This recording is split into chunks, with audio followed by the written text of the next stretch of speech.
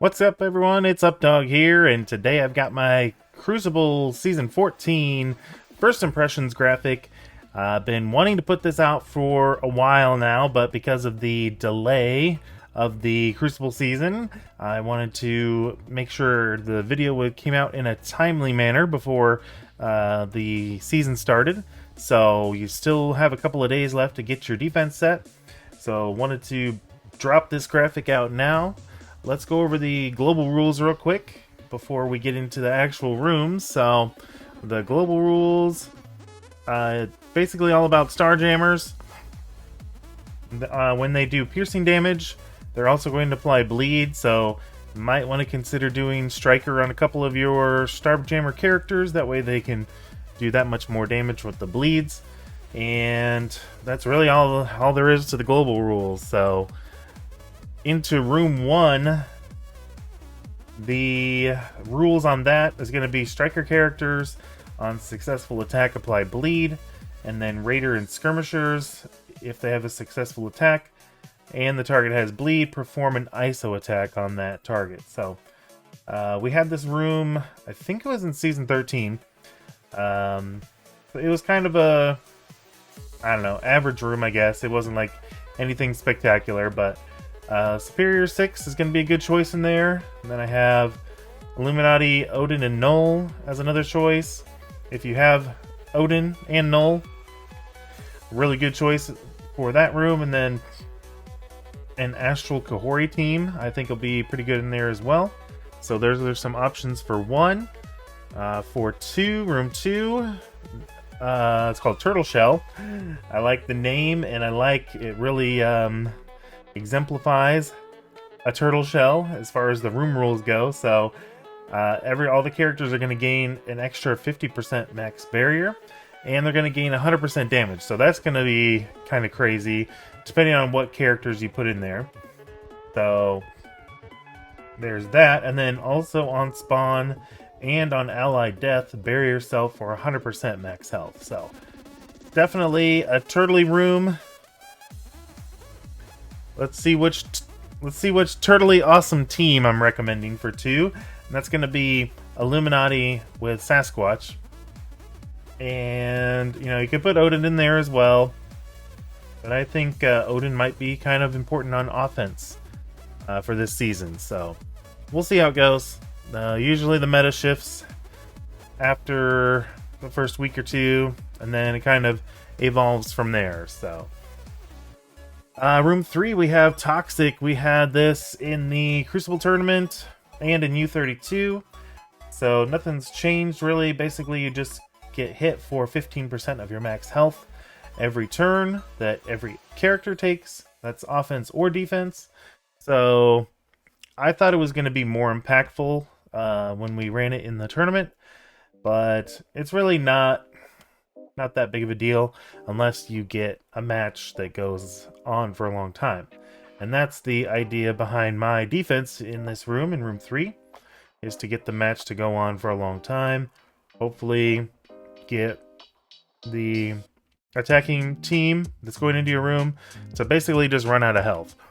And another thing to note here, I did try a dorm team in here, I think for the tournament, and they did not revive. So if you try to cheese it with a dorm, that doesn't work. So, something to note for that room. For room 4, they did change this one from what the original plan was. So all characters, after using an ultimate, spread positive effects, all the positive effects, to adjacent allies, and then ultimates cost 2 less. So this sounds like a room that Kahori would do really well in, but for my recommendation anyway, we're going to use an anti-Kahori character to kind of counter that. So Black Knight with Liberty is kind of a nasty team. So we're going to go, that's my recommendation for defense. We also have another Odin Illuminati Black Knight in this room. So definitely want something, if you're not running Kahori in this room, you want to have something that stops her, whether that's Black Knight or if that's Captain Britain. So one of those options in this room would be the best. And then room 5.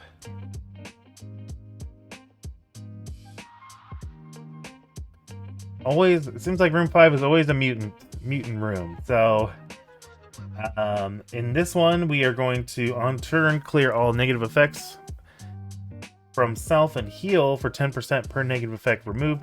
That's just mutant characters. That can be hero mutants, villain mutants. As long as they have the mutant tag, they are good. So we're going to be a little spicy and do Phoenix Force, Nightcrawler, Old Man Logan, and Rogue in here for my recommendation anyway. You could treat it as a blank room if you wanted to, but might as well make use of the room rules. So got some other options down here at the bottom there, as always, and like I do on these graphics. So, and the last room is going to be Spidey's Web Trap. Speed bar cannot be increased or decreased, and then if a character gains speed up, then they gain minus 50% speed, so it cancels it out. If they gain slow, then they gain 50% speed, so that cancels that out. It's a pretty interesting room. I'm glad they finally got a room like this to work. So props to Dorky for getting the devs to get this to work for us. I think this is the most interesting room of the season. But we're going to use a team in here, the Wanda's Revenge, because they don't get a lot of speed up. They don't really rely on speed bar that much. So a good, solid team in here for that. Other options could be Night Stalkers or my Dark Horse team here. Hopefully some people use it out there. Let me know if you do. Undying, Null, and Gore. We'll see how that goes in that room. I think it could catch people off guard. So yeah, there you have it. That is the rules for Season 14. Of course, these are first impressions, so don't shoot the messenger here if something doesn't work out for you. Like I said, the meta changes all the time, especially after the first week. We kind of figure out what rooms different characters working better.